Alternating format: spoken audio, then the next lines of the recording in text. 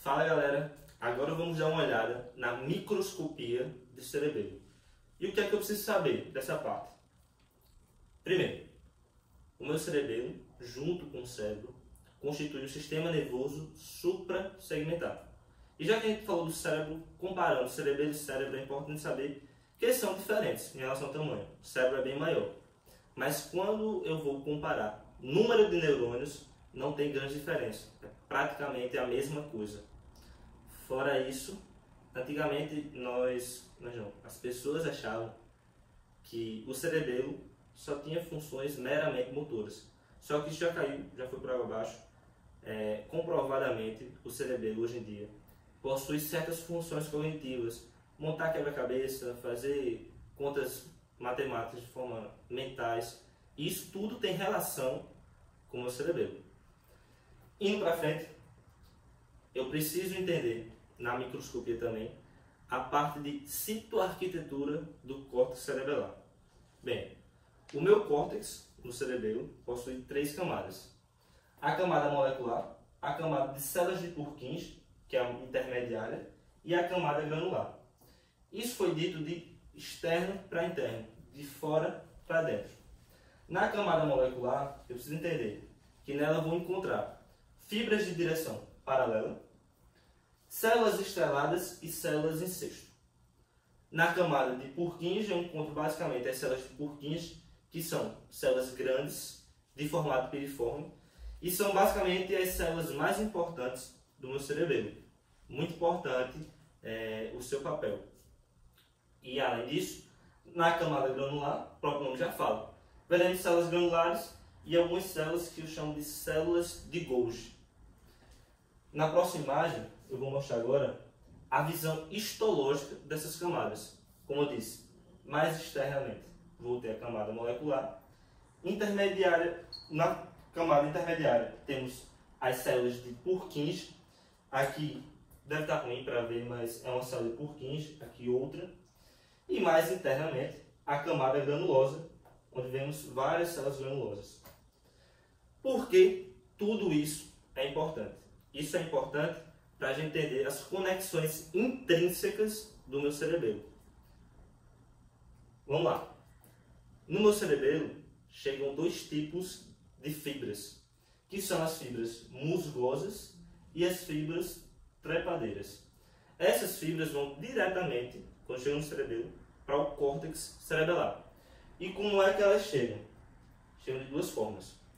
As fibras trepadeiras, primeiro recebem esse nome, porque elas se enrolam nas minhas células de Purkinje. Então, por elas se enrolarem nas células de Purkinje, recebem o nome de trepadeiras, e eu consigo até entender. Elas fazem uma conexão direta com essas células. De que tipo? Excitatória. Importante entender que as fibras trepadeiras chegam no meu córtex cerebelar, fazem uma conexão direta com as células de Purkinje do tipo excitatória. Fora isso, importante saber mais o que, Lucas, das fibras trepadeiras. Elas são as fibras que saem lá do meu núcleo olivar inferior. Lá da minha oliva. Tem as fibras olivas cerebelares, pronto.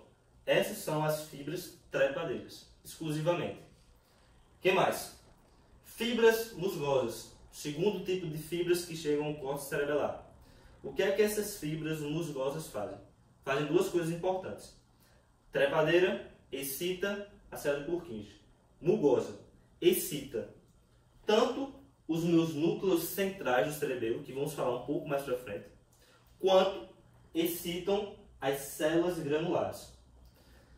É certo dizer que as fibras musgosas, de uma forma ou de outra, agem sobre a minha célula de Purkinje. A gente pode até dizer que elas agem. As fibras musgosas acabam agindo sobre as células de Purkinje, mas não de forma direta. A gente vê as fibras trepadeiras excitando a célula de Purkinje. Musgosas aqui a gente não vê. Mas o que é que as musgosas fazem? Quando elas excitam as minhas células da camada granular, as células da camada granular, importante saber que vão gerar as fibras paralelas na minha camada molecular. Célula da camada granular na camada molecular gera fibras paralelas. E as fibras paralelas, que são originadas das células granulares, essas vão excitar células de Purkinje. Ou seja, beleza, a fibra musgosa não chega diretamente à célula de Purkinje, mas ela faz um caminho indireto. Por excitar célula granular, e a célula granular, ao gerar fibras paralelas, excitar a célula de Purkinje, acaba que ela atua sobre a célula de Purkinje. Faz um papel sobre ela. Não direto, indireto. Tranquilo? E em relação a conexões intrínsecas, saber o papel das fibras musgosas e das fibras trepadeiras é importante. Mas também tenho que me ligar no que as células de Purkinje fazem. As células de Purkinje são as únicas células que vão atuar diretamente nos núcleos centrais do cerebelo de forma inibitória. E inibitória por quê? Porque as células de Purkinje, elas liberam um neurotransmissor chamado GABA, que é um dos neurotransmissores inibitórios mais importantes. A gente vai ver ele em neuroanatomia e em outros momentos também. Tirando a célula de Purkinje, que produz o neurotransmissor GABA, nós temos outras células que também fazem isso. As células de Golgi, as células de incesto e as células estreladas. Consequentemente, célula de Golgi, célula de incesto e células estreladas também são inibitórias. Quais são as células, então, excitatórias? Só uma. A única célula excitatória é a célula granular, que como a gente viu na imagem passada, excita a minha célula de Purkinje. É importante saber que eu tenho fibras excitatórias, tanto a trepadeira quanto as musgosas são excitatórias, mas de célula mesmo é só a célula granular. De boa? Essa imagem a gente consegue ver a célula de Purkinje piriforme e grande e comparar o tamanho da de Purkinje com a granular e com a de Golgi. O seu tamanho é bem mais pronunciado, bem maior mesmo. Vamos para frente. Falamos agora há pouco dos núcleos centrais do cerebelo. Os núcleos centrais do cerebelo são 4. Núcleo denteado, que é esse mais lateral, parece um pouco com o núcleo olivar inferior, como nós vimos na aula de bulbo. O núcleo emboliforme e o globoso, eles são 2, mas muito comumente você vai ver os livros, os professores falando, como se fosse uma coisa só. O núcleo interpósito. É muito comum pegar os globosos e o emboliforme, juntar tudo num bolo só e falar núcleo interpósito. E o próximo núcleo é o núcleo fastigial, que é o núcleo mais medial. De fora para dentro, então tem denteado, emboliforme e globoso formando o interpósito e mais medial, o núcleo fastigial. Estão lá no meu corpo medular do cerebelo, no meio da substância branca. Por ter corpos de neurônio no meio da substância branca, recebe o nome de núcleo. Falamos dos núcleos, vamos falar agora da substância branca. No cerebelo, a substância branca não tem grandes detalhes. O que é que você precisa saber? Na substância branca no cerebelo, eu vou ter fibras aferentes que chegam ao cerebelo, fibras do tipo mielínica e fibras das células de Purkinje. A junção dessas duas fibras vão formar toda a minha substância branca, meu corpo medular cerebelo, minhas lâminas brancas do cerebelo. Agora, uma parte importante. O meu cerebelo ele não possui só uma divisão. Quando a gente estuda telecéfalo, a gente vê que o telecéfalo é dividido lobo frontal, occipital, temporal, parietal. O cerebelo ele tem mais de uma divisão. Uma dessas divisões é a divisão funcional. Eu digo que ela é importante porque é através dessa divisão que a gente faz a correlação com as síndromes e também com as várias conexões extrínsecas que o cerebelo faz. Primeiro, eu tenho o vestíbulo cerebelo, o espino cerebelo e o cérebro cerebelo. 3 regiões distintas no meu cerebelo. A primeira dela que eu gostaria de destacar é o vestíbulo cerebelo. Anatomicamente, o vestíbulo cerebelo corresponde ao lobo flóculo nodular. Essa região daqui. Toda eu chamo de vestíbulo cerebelo. Junção de nódulo do vermes com o flóculo, que é um lóbulo do hemisfério. Ele é muito importante porque faz conexões com núcleo fastigial e núcleos vestibulares e está mais associado sempre a equilíbrio. O espino cerebelo é essa região mais central. central e também intermediária. Pega todo o vermes e uma pequena parte dos meus hemisférios cerebelares. O espino cerebelo faz conexões com minha medula espinal. A outra região, a outra parte, é o cérebro cerebelo. Ela é a mais lateralizada, essa parte daqui. E ela faz conexões com o cérebro. O próprio nome já dá algumas dicas. A única que você tem que pensar um pouco mais é o vestíbulo cerebelo, lembrar do núcleo fastigial e núcleo vestibular, e lembrar que ele está relacionado com equilíbrio acima de tudo. Tranquilo? A outra divisão do cerebelo é a divisão anatômica. Quando a gente falou de macro, a gente até deu algumas pistas de fissuras que eram importantes você lembrar, porque ajudam na divisão anatômica do cerebelo. Primeiro de tudo, se lembra lá do vestíbulo cerebelo, na divisão funcional? O vestíbulo cerebelo ele tem um correspondente na sua divisão anatômica, que é justamente o meu lobo flóculo-nodular, essa região aqui azul. É igual, tanto na parte funcional quanto na parte anatômica. O lobo flóculo-nodular é a junção do nódulo do vermes com o flóculo do hemisfério. Fora isso, o que não é o lobo flóculo-nodular, eu chamo de corpo do cerebelo. Só que o meu corpo do cerebelo é dividido em duas partes. Uma parte anterior e uma parte posterior. Aqui nessa imagem a gente vê de vermelho a parte anterior e verde a parte posterior. O que é que divide uma da outra? Uma fissura muito importante, que é a fissura prima. Além disso, só para lembrar, a fissura prima ela não divide só lobo anterior e lobo posterior.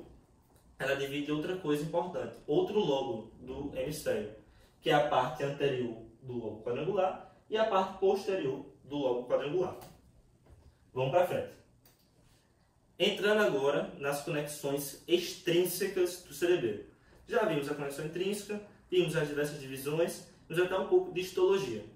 De conexão extrínseca do cerebelo, eu preciso entender que cada uma das partes da divisão funcional, vestíbulo cerebelo, espino cerebelo, cérebro cerebelo, possui conexões do tipo tanto aferentes quanto eferentes. Em vestíbulo cerebelo, e falando das aferências, ou seja, do que o vestíbulo cerebelo recebe, eu preciso entender que o vestíbulo cerebelo recebe impulsos, recebe sinais do meu fascículo vestíbulo cerebelar. E por que isso é importante?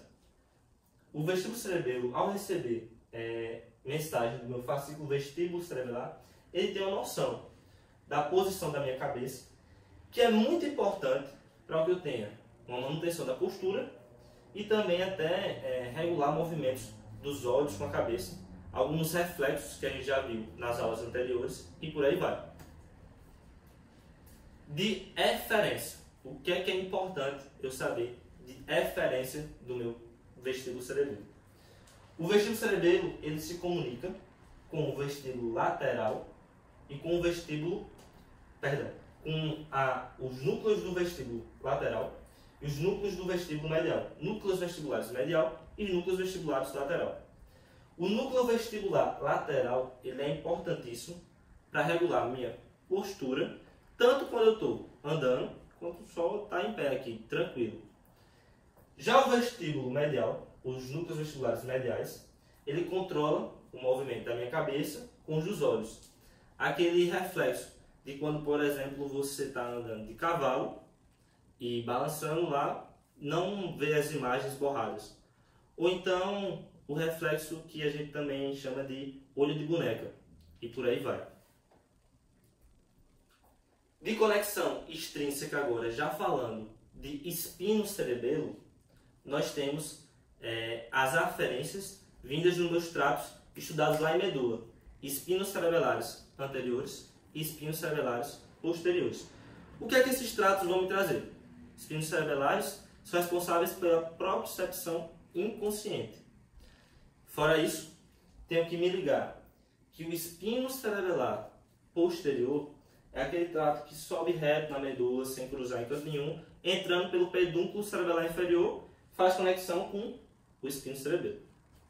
Já o trato espino cerebelar anterior cruza na medula 2 vezes, para depois entrar pelo pedúnculo cerebelar superior e fazer conexão com o meu espino cerebelo. Fora isso, tem mais diferença? Tem.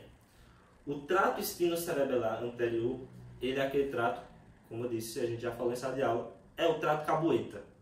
Ele fala como está a atividade do trato córtico-espinal anterior. E isso é importante porque a gente vai ver mais para frente. O cerebelo ele tem também como função regular os nossos movimentos, corrigir movimentos, estabelecer um plano motor. Então, essa atividade do trato espinocerebelar anterior ajuda em todas essas funções. É uma função importantíssima. De eferência, eu preciso conhecer duas vias. A via interpósito rubro-espinal e a via interpósito tálamo-cortical. O que é isso? Através dessas duas vias, o meu cerebelo, o meu espinocerebelo mais especificamente, vai enviar sinais primeiro para o núcleo rubro do lado contralateral, estimulando, fazendo uma modulação sobre o trato rubro-espinal. Ele consegue controlar um pouco da atividade do trato rubro-espinal através dessa via interpósito rubro-espinal. A segunda via, que é a via interpósito tálamo-cortical, é muito parecida. Eu mando sinais para o tálamo do lado contralateral. Após chegar ao tálamo contralateral, esse sinal vai para o córtex, área 4 de Brodmann, e nessa área ele consegue exercer certo estímulo, certa modulação, certo efeito sobre a atividade do trato córtico-espinhal. Ou seja, o meu espinocerebelo consegue atuar sobre dois tratos muito importantes da movimentação, o rubro-espinal e o córtico-espinal, graças a essas duas vias. Tranquilo? Vamos mais para frente. A última parte da divisão funcional do cerebelo é o cérebro-cerebelo. Também possui conexões aferentes. A principal conexão aferente é a via córtico-ponto-cerebelar. Em mesencéfalo, a gente até vê trato córtico-pontino. Pronto, a gente vê aqui melhor seu efeito, sua função. Graças a essa via córtico-ponto-cerebelar, o meu cerebelo ele consegue saber o que é que o córtex está pensando em relação ao movimento. Ele consegue ter uma ideia das intenções do movimento lá do meu córtex. Então, o córtex se comunica com o meu cerebelo através da via córtico-ponto-cerebelar. Não é direto. Passa pela ponte para depois ir para o cerebelo. De eferência. Eferência, a gente tem a via dento-tálamo-cortical. Através do núcleo denteado, eu estabeleço conexão com o tálamo, também contralateral, e depois com o córtex. Isso é importante para quê? Como eu falei, uma das funções do cerebelo é realizar o planejamento motor. O córtex tem a intenção de movimentar, de caminhar, de levantar o braço, de dar em alguém. E isso aí, essa intenção, é levada para o cerebelo.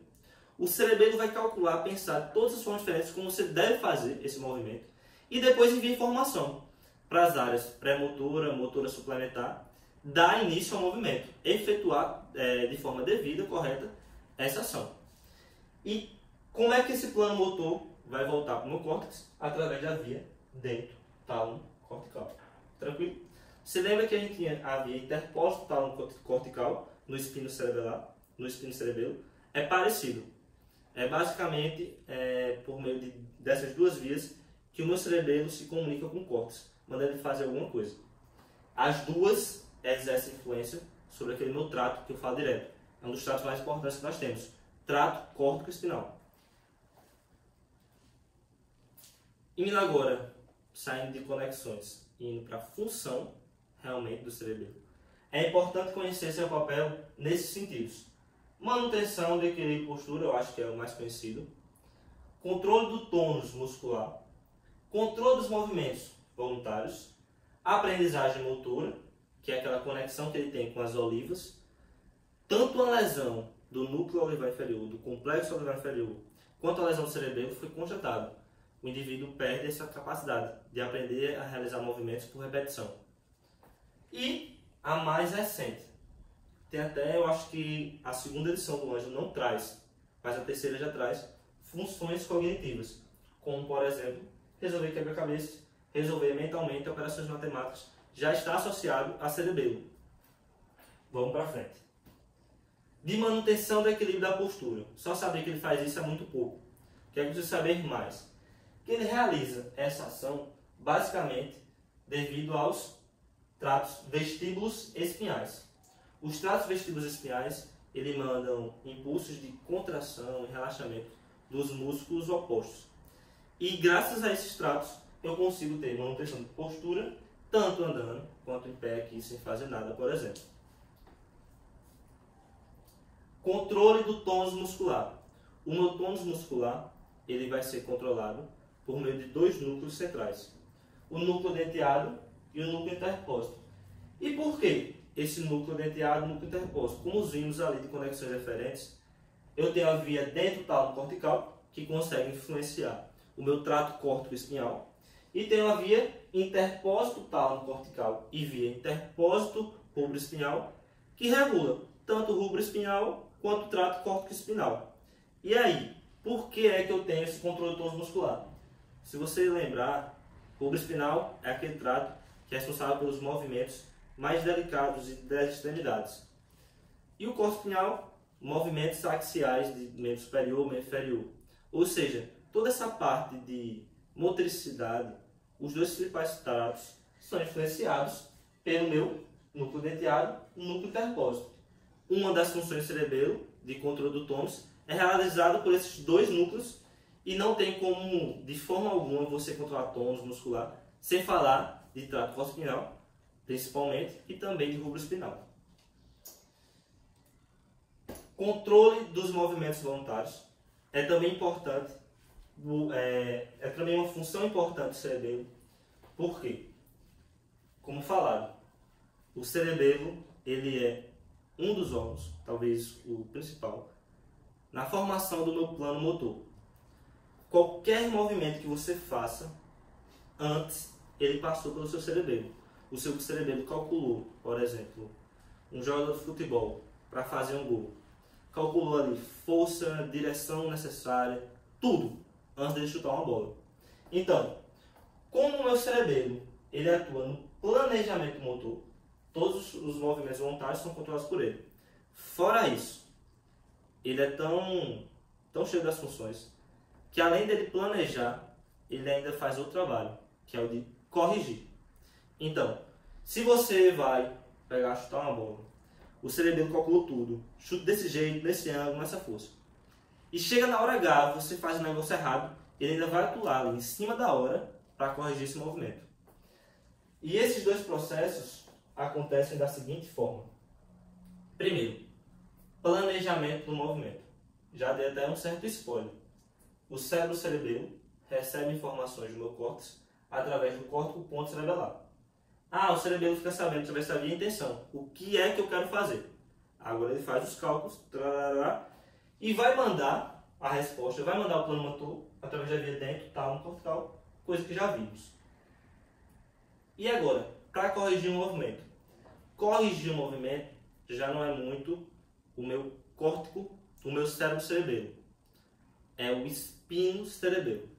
O espino cerebelo, através da via interpósito tálamo cortical, manda lá para o córtex. Ei, a atividade do trato córtico-espinhal está meio estranha. Eu me lembro que o meu plano motor era para fazer uma coisa e ele está fazendo outra diferente. Você lembra que o espino cerebelo anterior é o caboeta? Graças ao espino cerebelo anterior, o cerebelo sabe, eita, o trato córtico-espinhal está agindo assim. Eu tinha mandado ele fazer assado. Se ele está fazendo diferente, tem alguma coisa errada. E aí ele vai corrigir. Corrige através da via interpósito tálamo cortical. Hoje em dia, através de ressonância magnética funcional, já sabe de duas coisas. O interpósito, que é relacionado à correção do movimento, ele começa a atuar depois do movimento. Ele começa a ter uma ação maior depois do movimento. E o denteado, antes do movimento acontecer, ele já tem uma ação muito grande. Graças a esses exames mais renomados, esses exames mais chiques, rebuscados, é que a gente conseguiu saber essa distinção.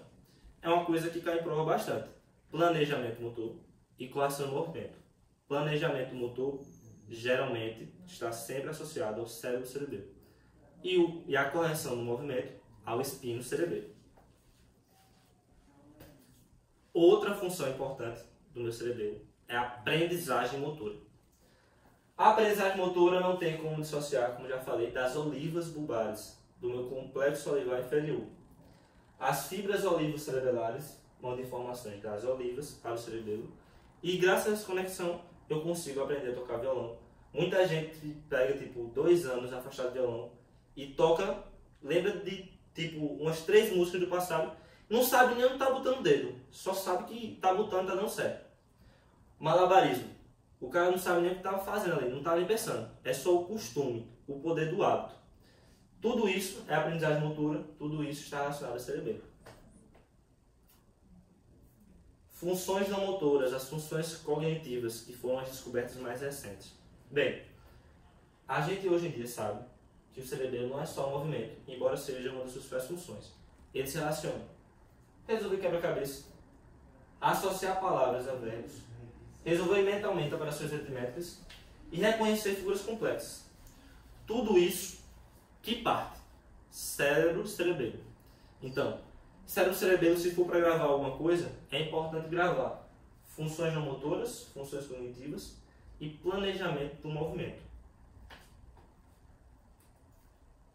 Entrando agora, saindo um pouco só de microscopia, entrando agora na CAC, nas correlações anatômico-clínicas, é importante eu saber que é muito difícil eu lesionar só uma área específica do meu cerebelo. Ele é uma região muito compacta.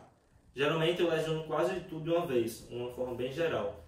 Mas, quando eu estudo as síndromes, eu estudo as síndromes por divisão funcional, pelas partes funcionais. Então, a síndrome do cérebro-cerebelo, a síndrome do espino-cerebelo e a síndrome do vestíbulo-cerebelo.